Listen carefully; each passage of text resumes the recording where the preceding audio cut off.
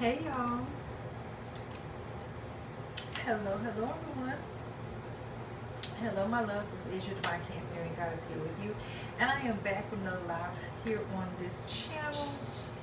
Make sure that if you are watching now or if you hop in later, that you click like, comment, share, and subscribe. And as always, I will put my Instagram in the description box below.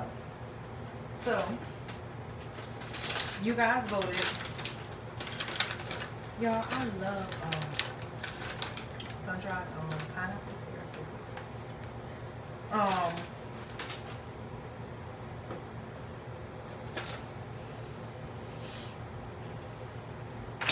So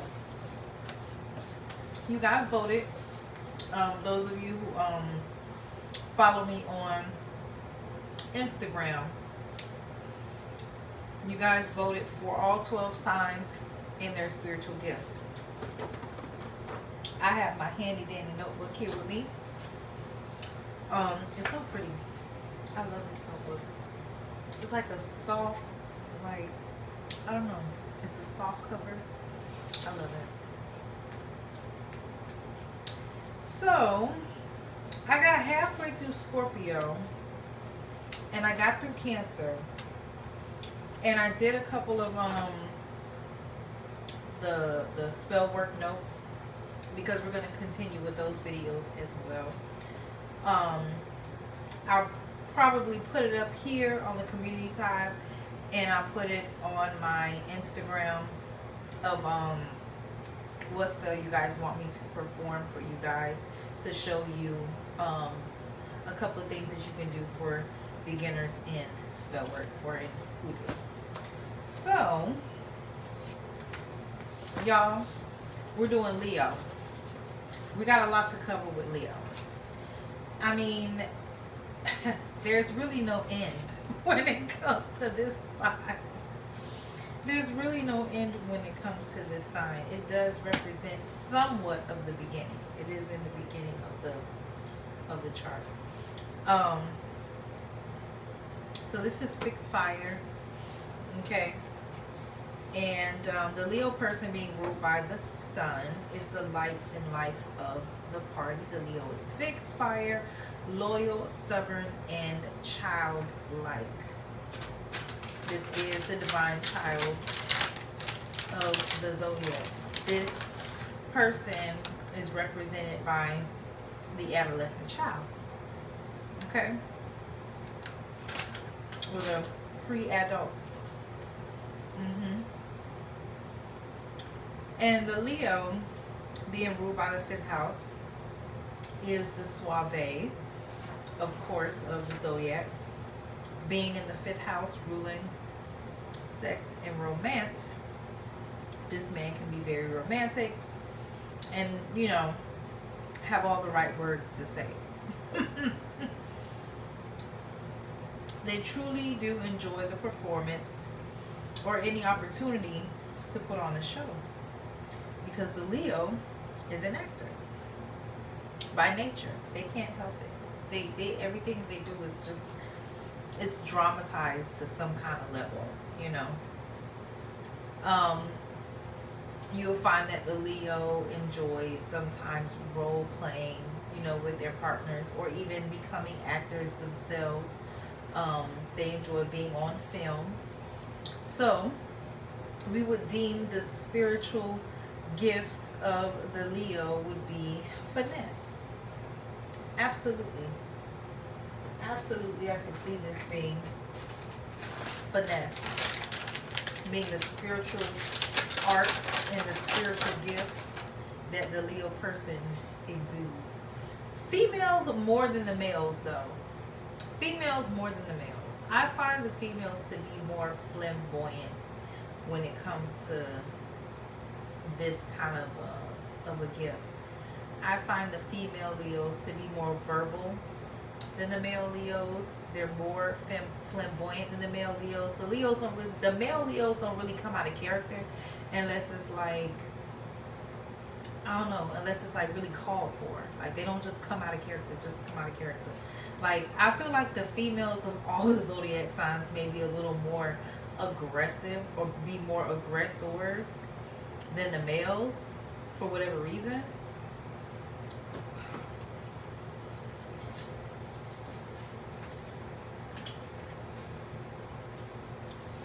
Unless you're talking about unless we're talking about the Capricorns. I don't think it's like that for Capricorns. I think Capricorn men are more aggressive than the Capricorn females. It's used. Now, if we always want to kind of mesh the animalistic side with, well, not mesh, but compare the animalistic side to the more human side. So we always want to compare nature, because nature does have to do with the zodiac and your placement. So when we talk about the male lion in the wild, and these are things that you can actually look up and research, you don't have to take my word for it. They're strong, they're confident, yet laid back, which we see within the human male Leo. This is predominantly pointing towards the male Leos. And they only really become aggressive when threatened or provoked by another male lion. But on the other hand, the female lion goes out to hunt for the pride, and the mother cubs are ambitious, and they mother, you know, the tribe that the Leo lion will put together.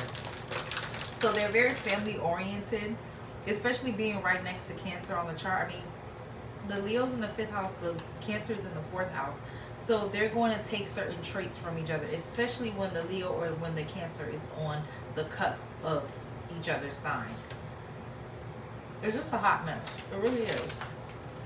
But also, what I've noticed, when you look at like Discovery Channel and like this Animal Planet or whatever, you always see that there's one male lion to a pride, but there could be like 4 or 5 different female lions that's with the same male lion, and they all have the same parents. So it always made me think, like, you know what, the fucking male lions, they do too much. They do too damn much. Be having 4 or 5 female lions and one pride, and one male lion. So y'all read between the lines, especially them August Leos. That's for y'all August Leos.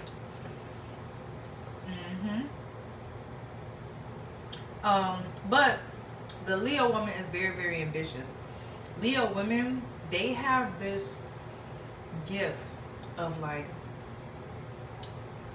they're like magnets. They're like money magnets. Leo women, they tend to be the type of women who are very, very like financially stable. They run their own businesses, or the CEO of something. They're very bossy by nature. By nature, they're very bossy.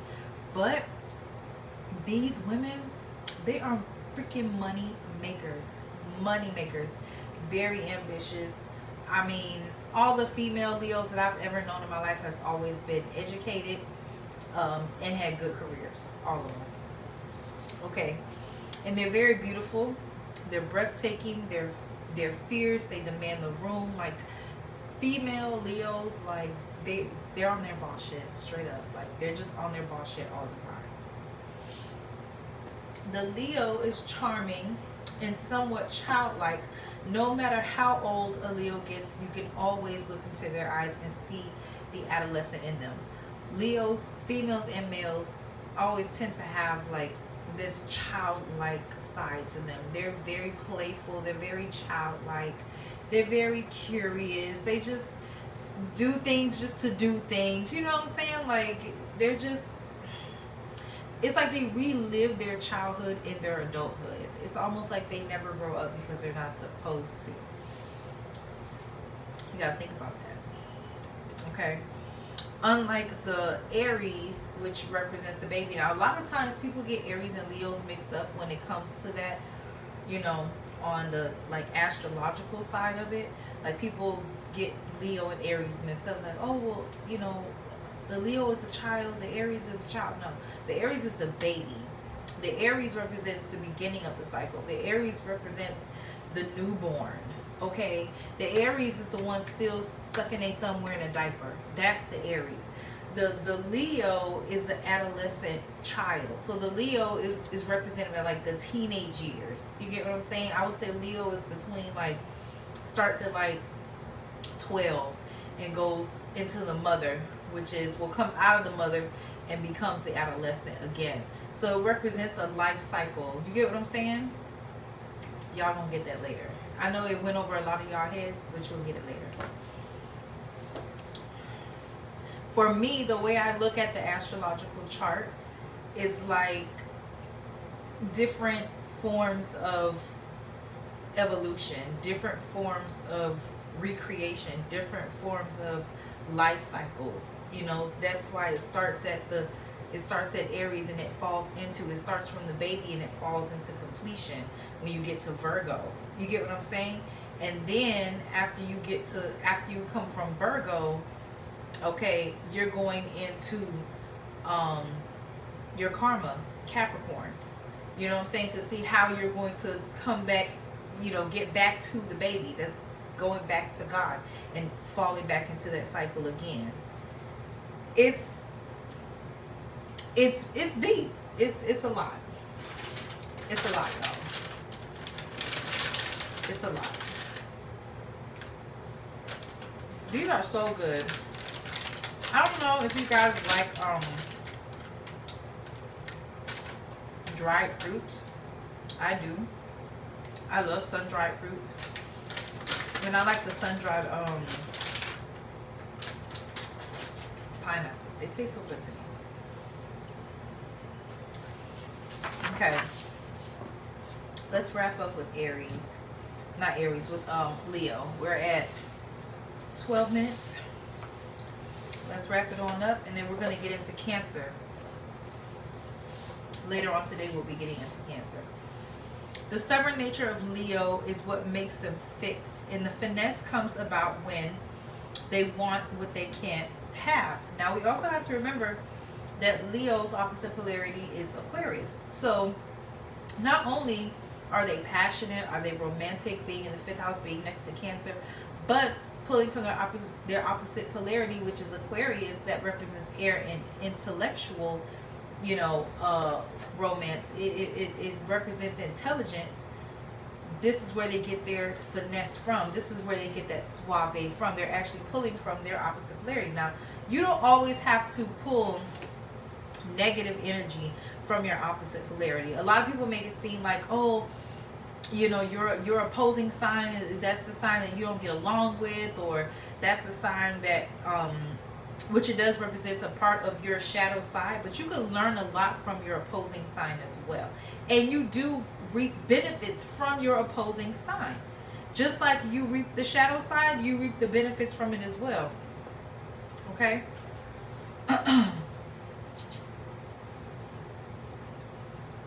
Much like the adolescent child, the Leo will sway and woo you into their romanticized fantasy. The opposite is Aquarius, air, intellect. And Leo, being neighbors to the Cancer in the 5th house, brings out the passionate nature in Leo. Once again, taking negative and positives from each sign. Now, it's the way that you handle that sign. It's the way you handle that sign within your ego, within your own personality. That's how you're going to mirror that sign.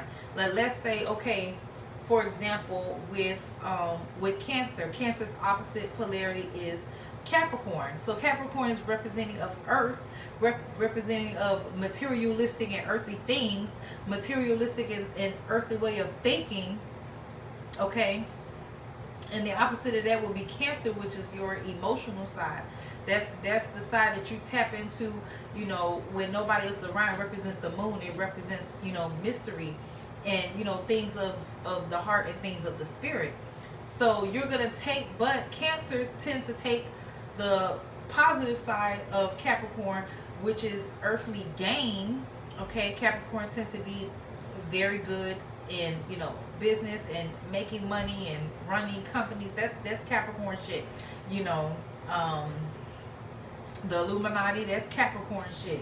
You know, the shit they be going on with the celebrities and, you know, the higher ups, the elites, that's the representation of Capricorn. So the Cancer can take from that, and the Cancer tends to be a bit of a money magnet as well, sitting next to Leo and opposing from Capricorn. You get what I'm saying? So it all comes together. But then the Cancer can also be greedy at times. You know, if you pull too much from Capricorn, you know, or if you focus too much on that shadow side of Capricorn, then that could cause a sense of like greed and selfishness within the Cancer, pulling from its opposing side. So you just have to know how much to take from each part of you. You know what I'm saying? So hopefully you guys could, hopefully all that didn't go over your head. Hopefully not. You may have to listen to it a couple times before you actually get it. You know?